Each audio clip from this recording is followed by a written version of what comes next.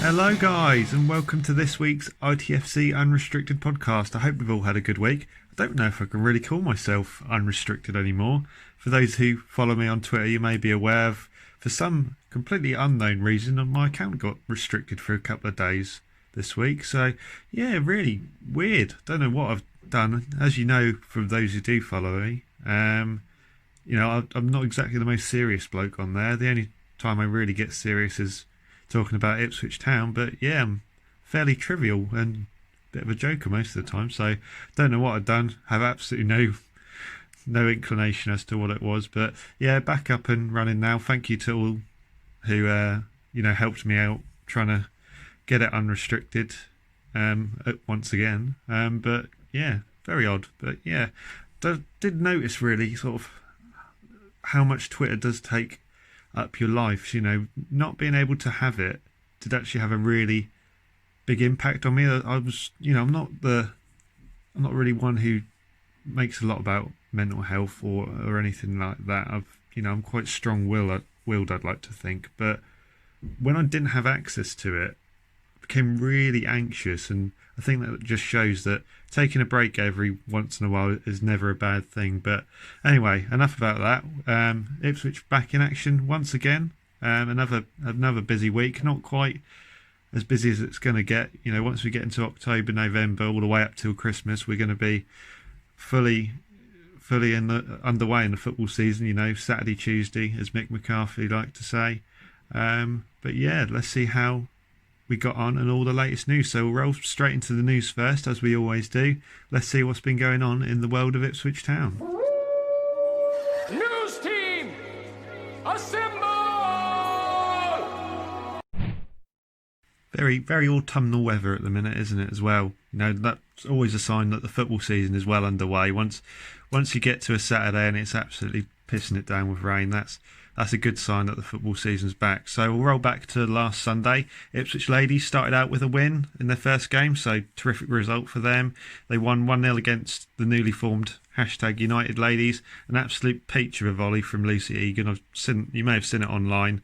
Zidane-esque on the edge of the, just inside the box, I think it was, rifled into the top corner. But yeah, carrying on their electric form from last season, they most certainly deserve to be promoted. I can't detest that. They were fantastic last year and they were definitely denied the promotion that they deserved. So hopefully they can continue rolling off the momentum from last year, and yeah, hopefully this year we'll both be celebrating promotion.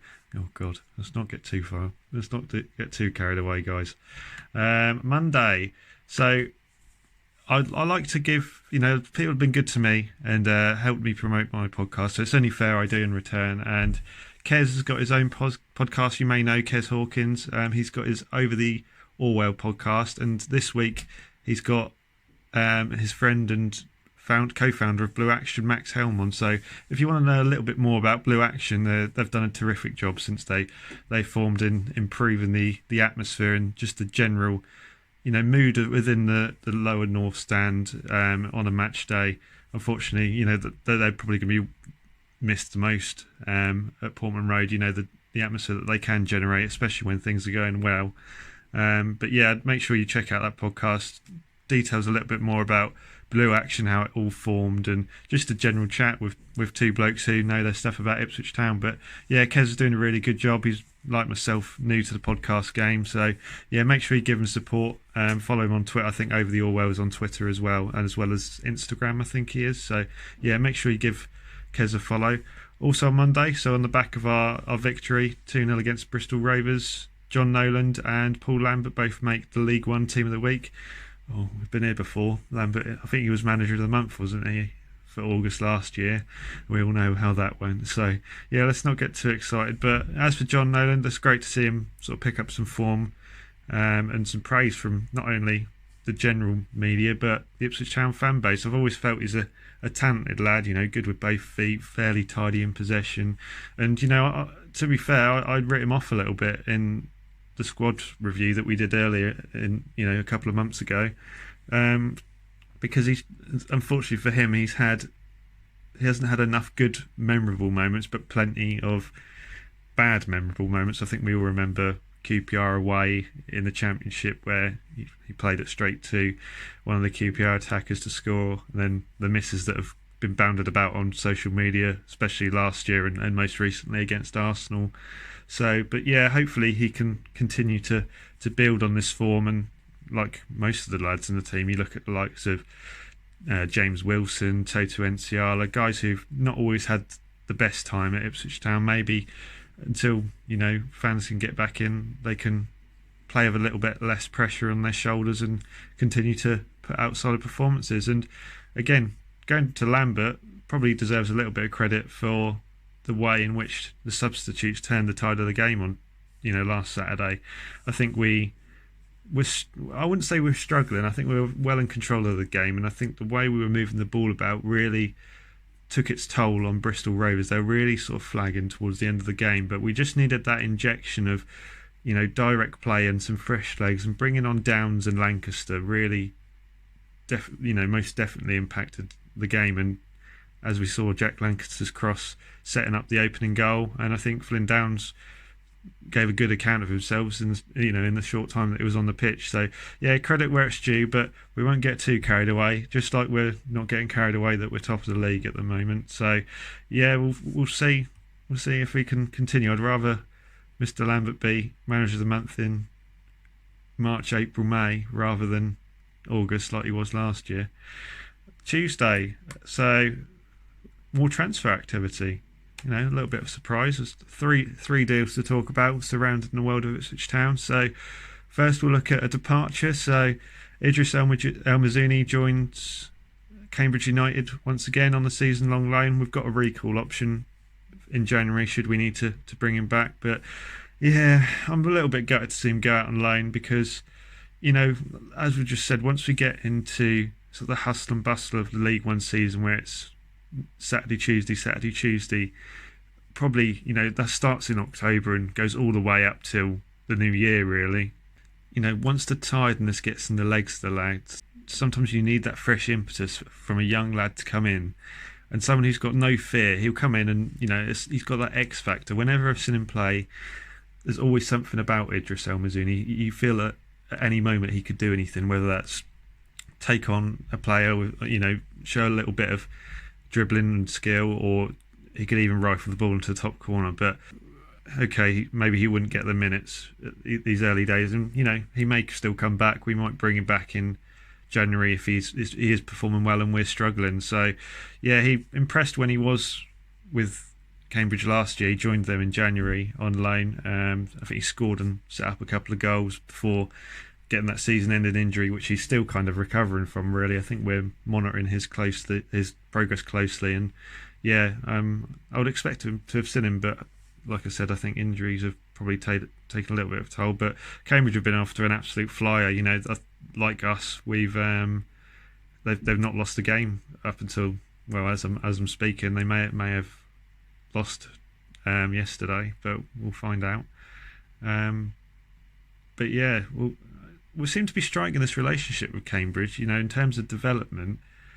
Over the past 2 seasons, we've had, we had a friendly today, this season, and we had a friendly last season, neither of which we won. And having the loan moves between the two sides, this is the second time El-Mazouni's gone there. I wouldn't be surprised if Dobra, McGavin, or Ndaba, these lads that need game time could also end up there. It makes sense for us to keep them local. Cambridge is only just up the road.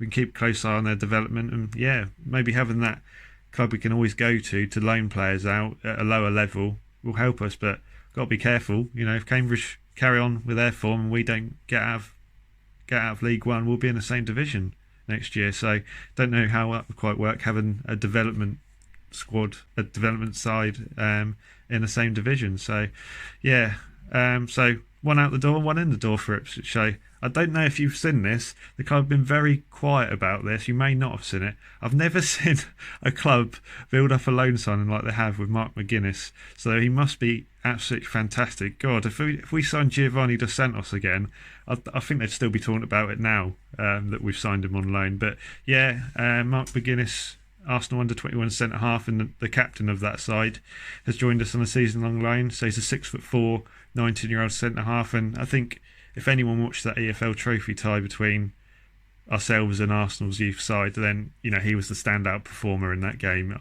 Every time we seemingly went forward, he was there in the right position, making tackles, intercepting the ball, winning headers. I think if we were in the stadium, we would have been chanting sign him up, because he was that good, and not only nullified Aaron Drinan but nullified James Nord when he came on. Nord was relatively ineffective in that game. But yeah, as for McGuinness, he's been on the outskirts of the Arsenal first team, particularly in this pre-season. He scored in the friendly against League One opposition. He scored against MK Dons in their victory, but he missed a large part of last season for injury, so that kind of stunted his progress. And I guess, like we have with a lot of our lads, they want to get him out and play him men's football, really. So he's almost certainly come here to feature for us and definitely push whoever is starting in the centre-back roles week in, week out. He'll be up there trying to stake his claim to play each week. But yeah, I think he's going to be a capable player at League One level. I think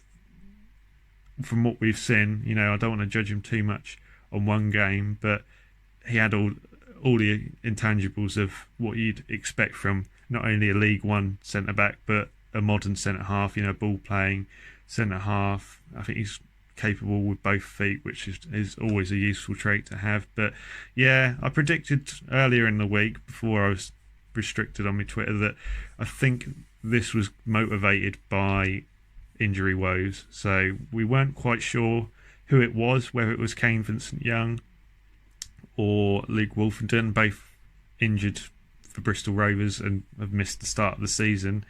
So it was either going to be cover for centre-half, with Chambers most likely going to be filling in at right back for the time being until Kane Vincent-Young comes back, or likewise, if Wolfenden was injured, we were probably a little bit short of a senior centre-half. Not that McGuinness is one, but he's a bit of an upgrade on Ndaba, you'd say. So we would find out later in the week, which we'll go on to talk to. We know what Fridays are about. It is mentioned in the press conference as to why perhaps McGuinness comes in.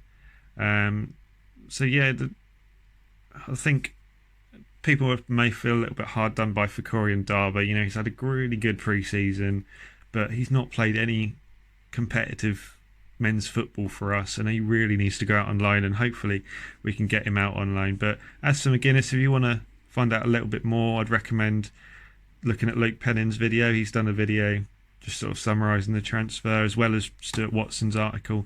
Stuart's always got a little bit more meat to put on the bones. But yeah, we'll have to see if young Mark McGuinness can dislodge Toto or Wilson to get into the first team, whether that's against Rochdale or going forward. So yeah, good signing there. I'm happy with that. And the final bit, not really concerning a player that is ours, but he was with us last year. Luke Garbutt's future has finally been decided. He signed with fellow League One side Blackpool on a 1-year deal. So yeah, I feel a little bit sorry for Luke. I think he had his eyes set on a championship move. He had a good year for us last year, great at set pieces and contributing with goals, which we probably didn't expect. We thought he was coming in as a left back, I think. Played further forward for the most part when we were playing with wingers, and then had to fill in as a wing back, which he did okay, not the best defensively, but going forward he definitely contributed, and his time was disrupted a little bit by injury as well, but had a good year with us. And I think he, to his credit, after his release from Everton, he probably had that championship move on the cards, and it was a realistic aim. But yeah, unfortunately the deal that he was after, or the deal that if there was a deal on the table, it wasn't to his liking, wasn't there, and now he's had to settle with a League One move. And I think this is where the salary cap has really taken its own. Being a free agent at this time is really difficult, especially for someone like Garbutt. He was on Premier League money when he signed his contract with Everton, and coming down to League One, performing well. If you can't get that championship move, the bigger sides in League One aren't going to be able to have the salary cap room to afford you especially with Ipswich and Sunderland, who are well up against the cap, which means you're probably going to have to settle for this sort of move, a 1-year deal at a smaller club, probably who can pay you a little bit more than Ipswich or Sunderland can, but not really where you want to be. And I think we're going to see this with many free agents as we get closer to the transfer deadline. I look at the likes of Marcus Maddison, who's still not got a club.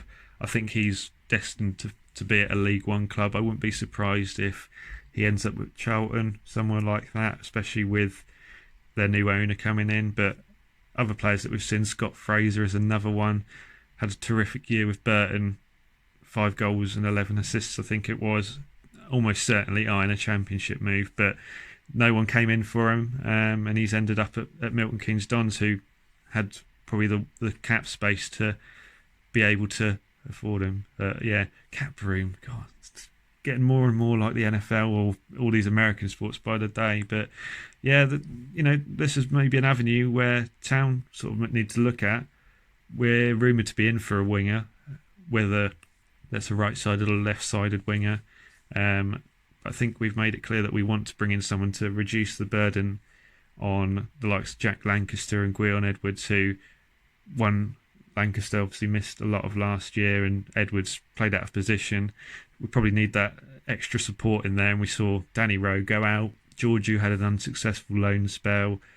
Roberts, indifferent spell at Town, didn't really see a lot from him. So yeah, maybe this is an avenue we can look at. There's plenty of wingers out there who haven't got a club at this moment in time, and maybe that's where we need to look when the deadline edges closer. There's going to be some desperate players and some almost certainly desperate agents looking to get a move for their clients. So maybe that's where Town will look to find a player in this market. So yeah, we're unfortunate for Luke Garbutt. I think there's a deal obviously on the table from us, but he'll look back in hindsight and perhaps wish he took the deal.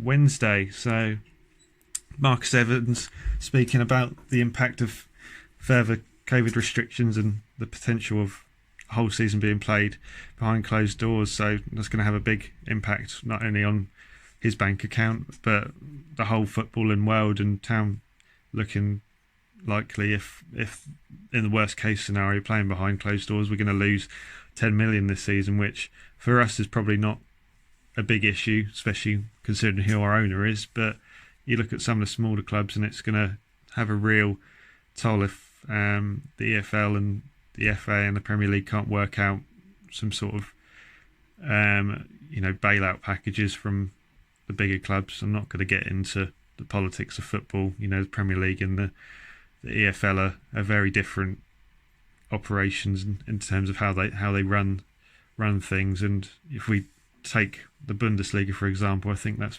probably where we could learn a few lessons. But yeah, obviously we saw phased return for fans has been postponed for a little while, and I don't want to talk too much about COVID because we hear enough about it, don't we? But yeah, it's been a very vocal week from many club owners.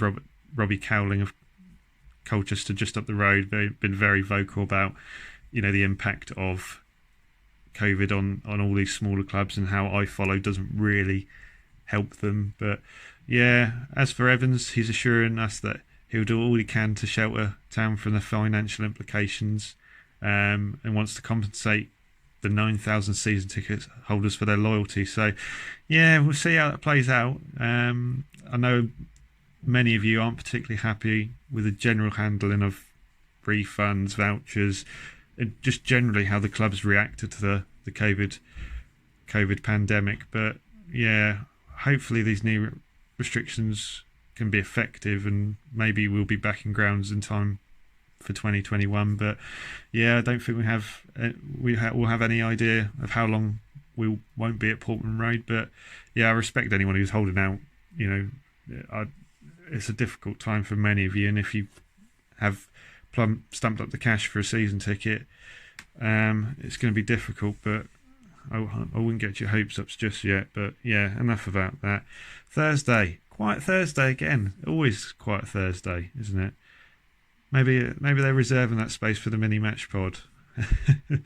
But yeah, I'm going back to the mini match pod. Thank you for for all your support on that. Obviously, I don't like to chuck it down your throats, but Twitter is a good outlet for me to promote my podcast. But your supports didn't waver, and thanks to the work of Ipswich Culture and in particular Rich Woodward of Blue Monday, you helped me promote that still and helped me get my Twitter account back as well, which was probably the main thing. But yeah, another quiet Thursday, building up to Friday, and we all know what Fridays are about. It's press conference day, so some slightly good news for once. Usually it's a little bit doom and gloom, but yeah, so ahead of yesterday's game against Rochdale, injuries were once again on the agenda, but seemingly this time it's players getting closer to the returning for us. So Luke Wolfenden, Alan Judge, Cole Scouse and Kane Jackson all returning to training, it seems, which is great news. You know,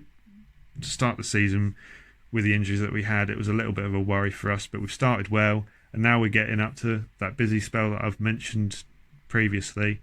We want as close of a squad as close to full fitness as we can get. The big news, and oh, for God's sake, Kane Vincent-Young still struggling with this injury.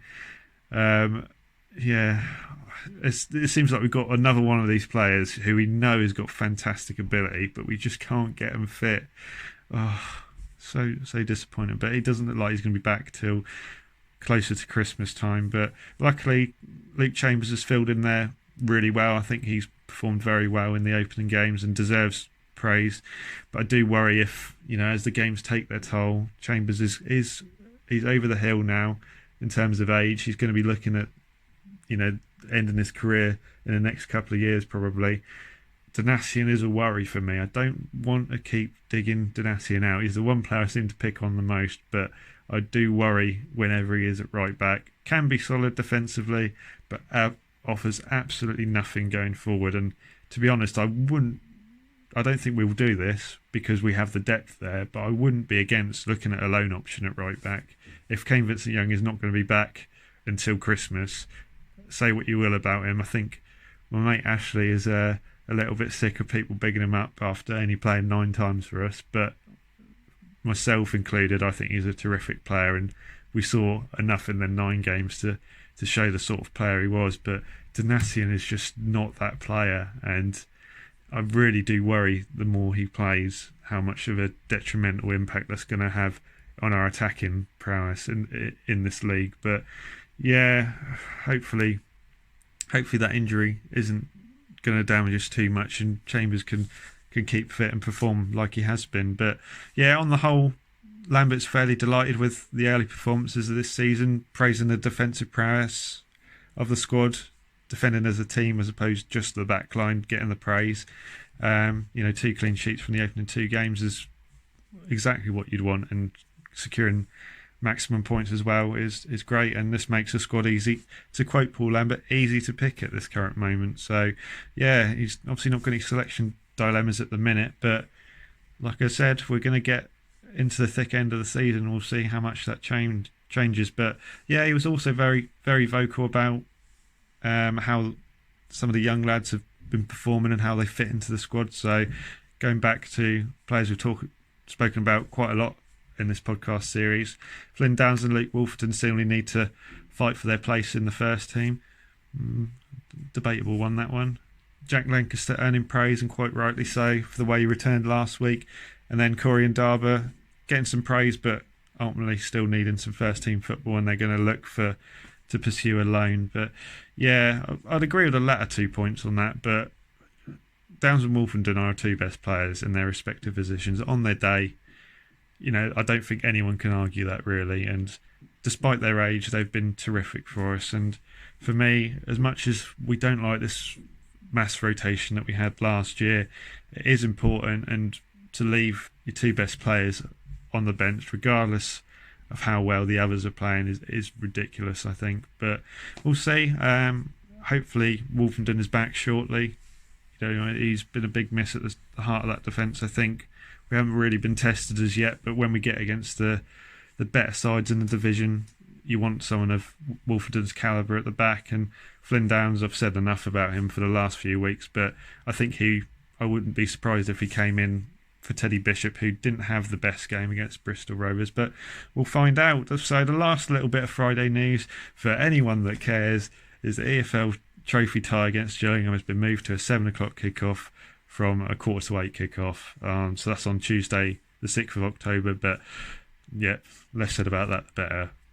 So that's the news for this week, then, guys. Let's see how we got on Saturday. So facing Rochdale, who we built up in the mini match pod, and they obviously had a difficult time last week. Good result against Portsmouth, but difficult time of injuries. I think Brian Barry Murphy came out just before the game to say that at least 4 or 5 players were going to be missing from the game, but we'll see how much that had an impact on the game. Let's see if we're still top of the table.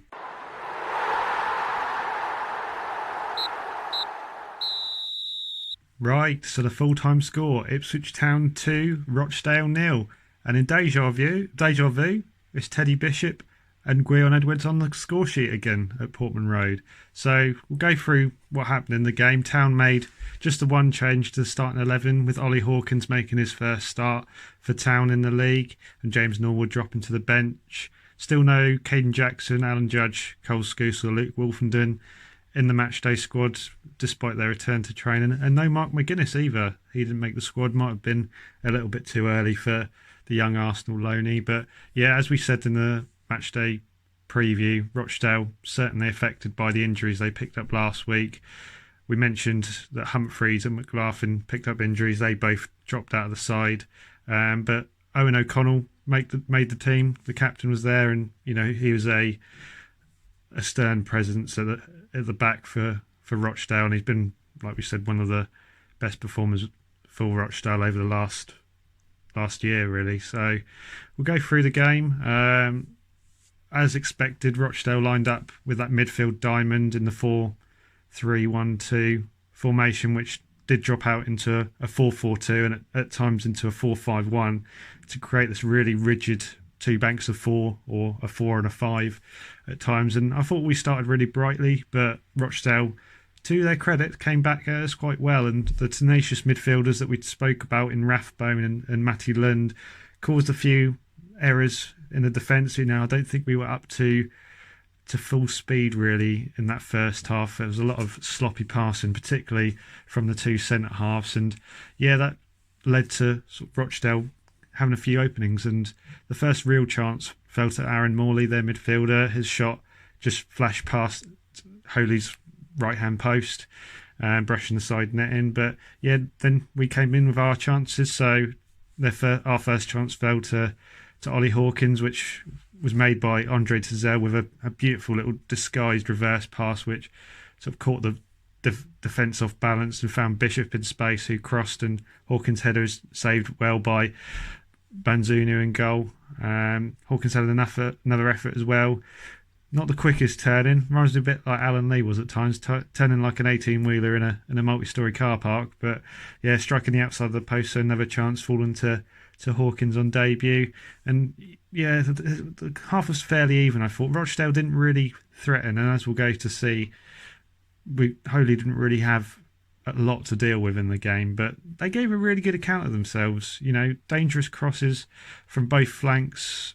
Didn't find any teammates, but sort of flashing across the goal.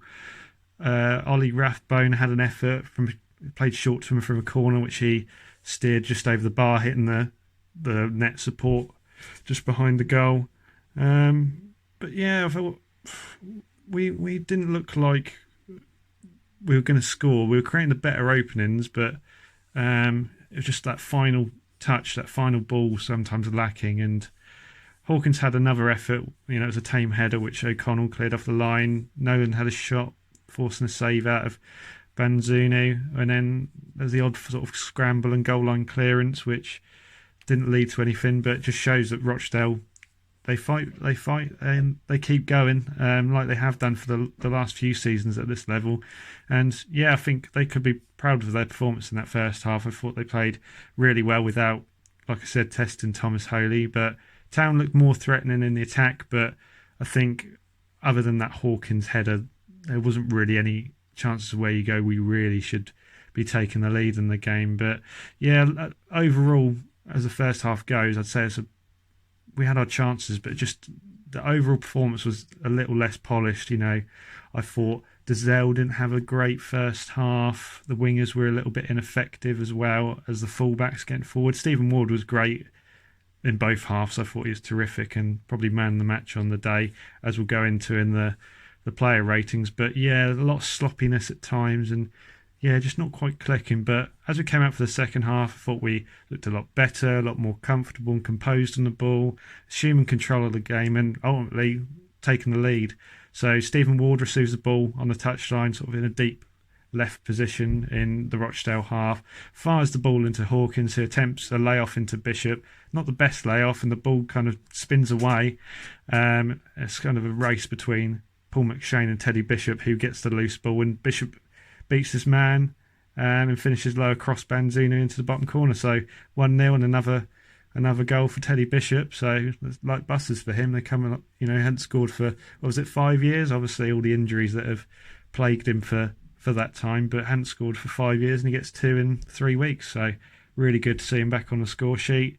And then shortly after that, I think it was about 5 minutes later, we double our lead, and it's another player who scores his second goal in 3 weeks, and that's Gwion Edwards. So once again, Ward heavily involved, cuts the ball back. Bishop again involved as well. Bishop, heavy touch, which finds Freddie Sears. His shot is blocked, and the ball sort of trickles away. Edwards arriving at the far post to finish well, and after that we were more than comfortable. Just seeing the ball out, and Rochdale really tracing shadows, a bit like the last sort of 10 minutes for Bristol Rovers in that game, where they knew that they hadn't created anything of note, and it was going to be a really tough task for them to get back into the game. And I think their only shot on target came in the last 10 minutes as well. So they tried to get into it, and I thought the defence sort of redeemed themselves after being a little bit sloppy in the first half. Toto in particular, his passing was absolutely nowhere. I think he had Wellington boots on in the first half as opposed to football boots. But I can remember one of the Rochdale forwards running through, a last-ditch tackle for Toto, and the ball falls to Matty Dunn arriving, and again Toto gets up well and blocks the following effort as well. So Town managed to keep their defensive record, a perfect defensive record, and again, it's scarily similar to last season. I wouldn't say we're playing particularly well over 90 minutes, good in spells, but overall doing enough to get the result. And like we said, Rochdale only manages a single shot on target, sort of is the story of the game. They offered a dogged and tenacious performance, particularly in midfield. I thought they were pretty good, but we overcame our sloppy start, and when the chances, they were quite clear chances.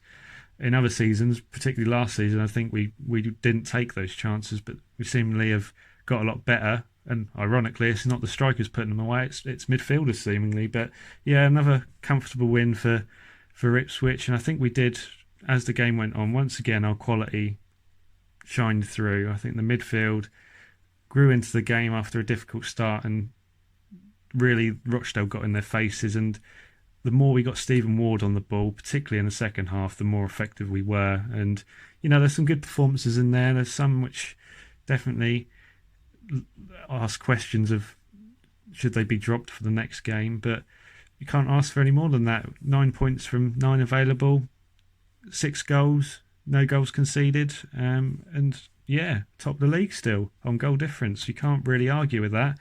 So we roll into next week, and we'll build that up with ITFC Analytics making his debut on the mini match pod, which is MK Dons, who, let's just have a quick look at their afternoon. I believe they were losing 2-0 to Crewe Alexandra. I'll just have a quick look.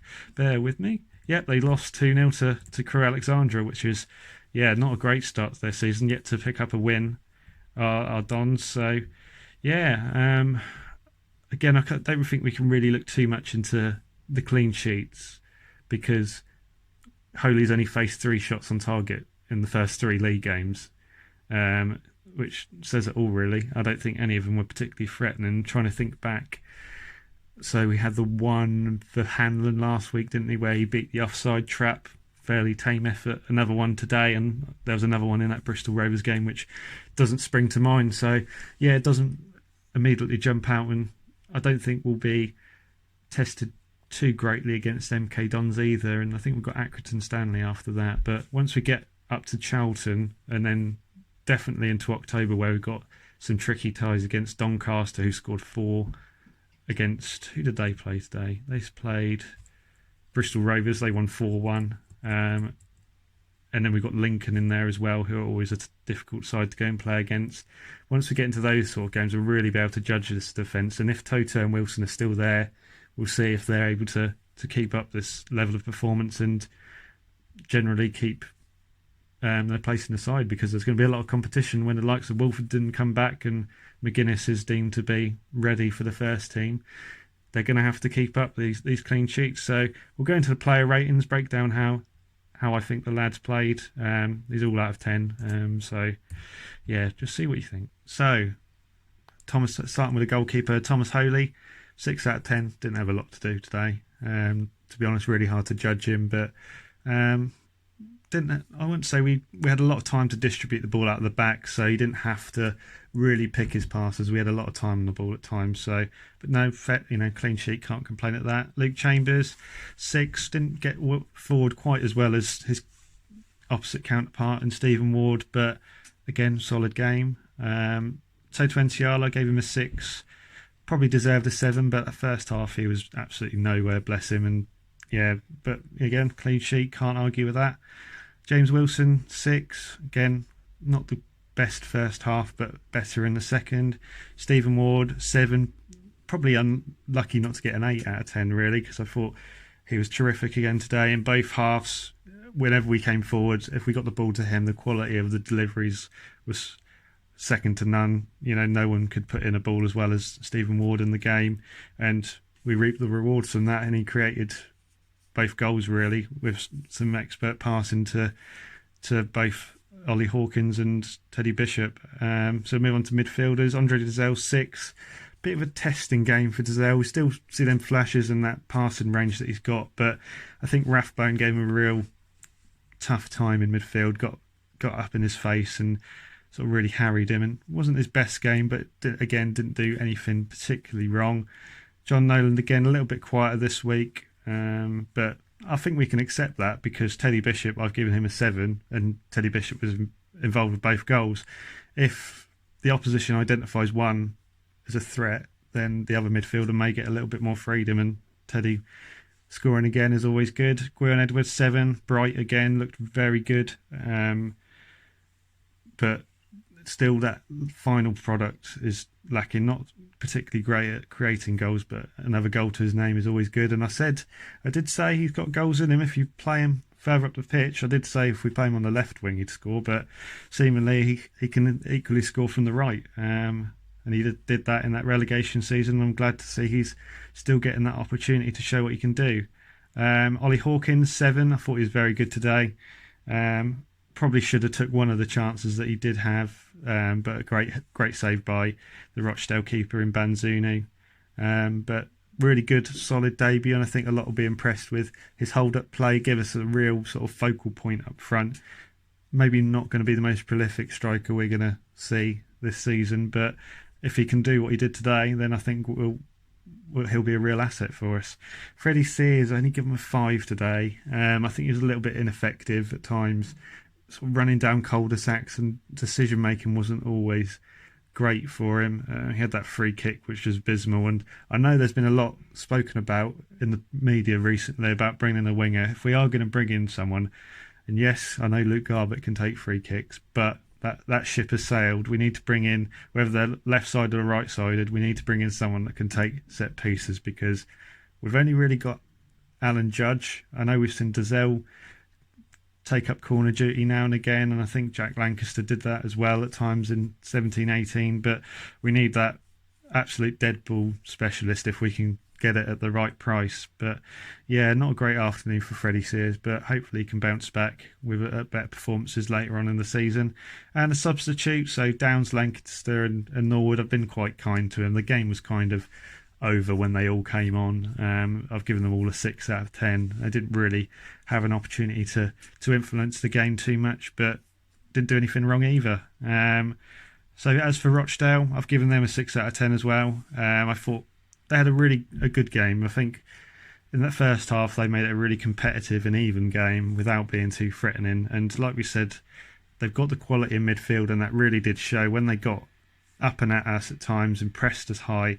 They did force mistakes. It's just a shame for them that they didn't have anyone that could capitalise on it. And I thought defensively they were quite solid as well. O'Connell was probably the standout defender that they had, but ultimately our quality shone through again, and we got the 3 points. So yeah, sitting pretty at the top of the table, but it's a familiar tale for Ipswich Town. It's starting well, not particularly playing our best football yet, but top of the table nonetheless. So yeah, we'll roll on to the mini match pod on Thursday, and we'll see what MK Don's going to offer us. But yeah, they've, like I said, they haven't won a game as yet, and yeah, this run may continue, but for how long, we'll have to wait and see.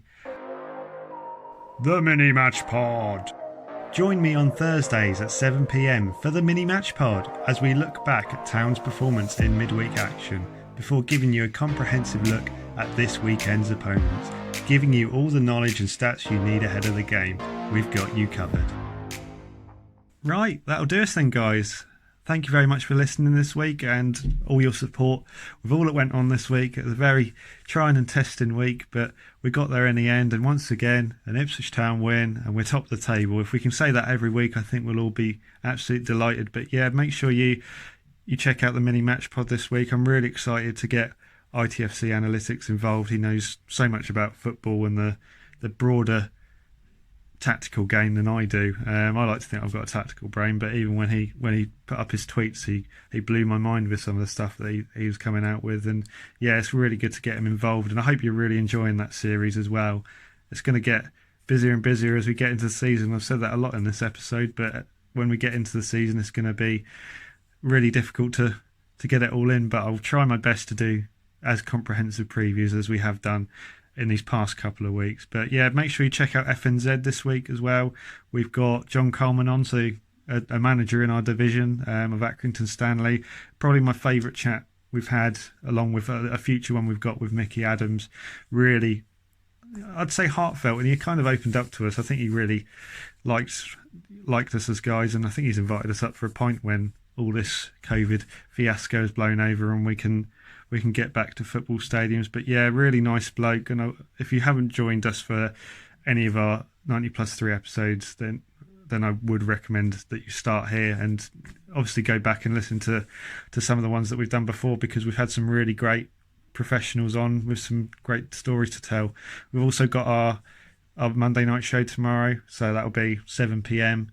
and that's on Twitter, YouTube, Facebook, so you can drop in that. That's interactive. You can always drop in comments and let us know what you think about the broader footballing world. But yeah, that'll do us from this. Don't forget to follow we've got a new Twitter account, because obviously, as I said about all that's gone on this week, I had to make a new one, but I thought it was best just to take out all the ITFC unrestricted stuff and put it all in one place. So ITFC _UNR is a dedicated account for that, so I'll keep retweeting it on my personal account, so you can find it there. But yeah, that will have all the episode details and any future developments that we may have on the podcast. But yeah, thank you for listening as always, guys. You've always been terrific, and yeah, top of the league. HMS is setting sail. Oh god, I hope it doesn't go wrong again. Take care, guys. Have a good week. Thank you for watching or listening to this week's ITFC Unrestricted podcast. You can find us on YouTube, Spotify, Apple Podcasts, Google Podcasts, Deezer and TuneIn. If you haven't already, make sure you follow, download or subscribe so you never miss an episode wherever you are listening. A new episode will be live on all platforms at 6 p.m. every Sunday. For more immediate reaction to all the latest town news, give me a follow on Twitter at rskid26. Go on, you know you want to. Until next week, I've been your host, Mark Beck. So take what you need, be on your way, and keep on following town.